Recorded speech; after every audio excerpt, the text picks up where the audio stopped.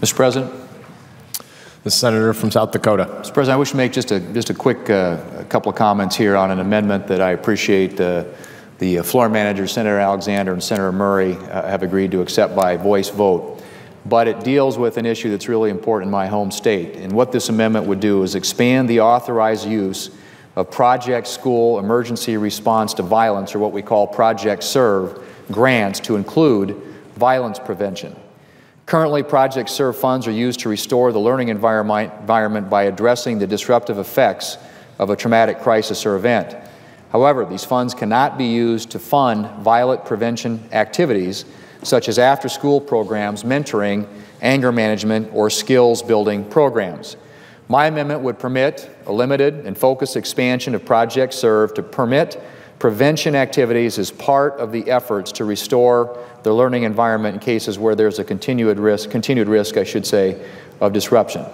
This would better tie prevention to a crisis or trauma that has already occurred and better restore and preserve the learning environment in cases like the tragic suicide crisis in Indian country or gang violence. For example, on South Dakota's Pine Ridge Indian Reservation alone, 2 high school and 2 middle school age students have committed suicide just since December. My amendment would help give these areas of crisis additional flexibility in restoring our schools to safe and positive environments. I work closely with Chairman Alexander and with Ranking Member Murray to keep this expansion limited so as not to detract from Project SERV's current scope, and I appreciate very much their help and the Senate's support.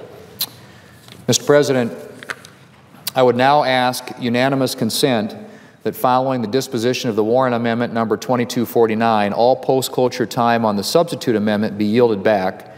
Further, that the cloture vote on Senate Bill 1177 be at 1:45 p.m. today, and that if cloture is invoked, all post-cloture time except for 4 minutes equally divided between Senators Alexander and Murray be yielded back, and following the use or yielding back of time, the Senate vote on passage of Senate Bill 1177 as amended, if amended.